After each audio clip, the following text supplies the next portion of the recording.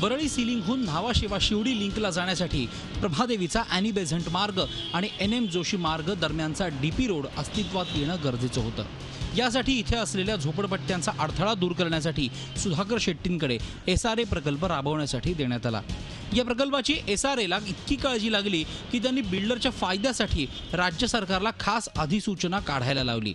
यामुळे प्रकल्पात येत असलेल्या DP रस्त्याची रुंदी 39.55 मीटरवरून 18.30 मीटर इतकी करण्यात आली। मनोरंजन मैदानाचं आरक्षण वगळण्यात आलं। गटार आणि रस्त्याच्या संपूर्ण खर्चापैकी 75% खर्च मुंबई महापालिकेवर ढकलण्यात आला। हे सगळं बिल्डरच्या फायद्यासाठी केल्याचा आरोप होतोय।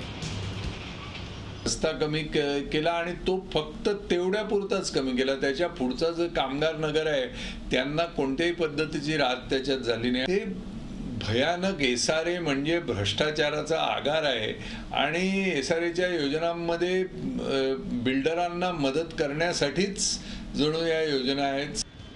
रस्ते आणि नाल्याचा FSI बिल्डरने घेतला असतानाही त्याचा खर्च BMCनं का करावा असा प्रश्न इथं निर्माण होतो।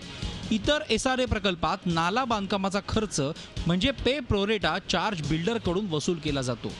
इथं मात्र उलट महापालिकेनं 75% खर्च उचललाय।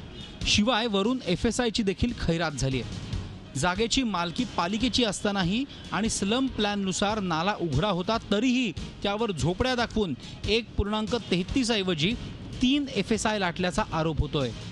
नाला हा कधीच लोकांच्या राणीचा नाही, तर नाल्यामध्ये लोक दाखवून त्याचा FSI घेतला। नाला हा कोणाच्या बापाचा नाही, नाला हा पब्लिकचा आहे। नाल्याकरता FSI देण्याची पद्धतच नाही, ते घेतलं।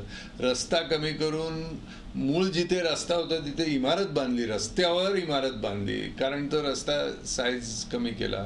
त्यानंतर नाल्याचा FSI वेगळा, रस्त्याचा FSI वेगळा, रस्त्यावर बांधकामाचा FSI वेगळा। प्रत्येक बाबतीत व्हायोलेशन हे दिसून येते।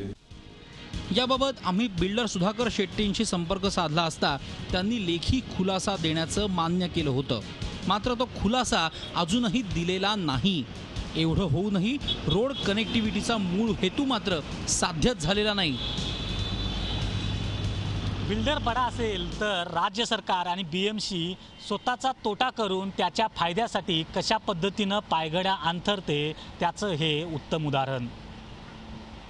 हे कुणालाही सहजासहजी शक्य होत नाही, त्यासाठी लागते ती मोठी आर्थिक ताकद। कृष्णात पाटील, झी मीडिया, मुंबई।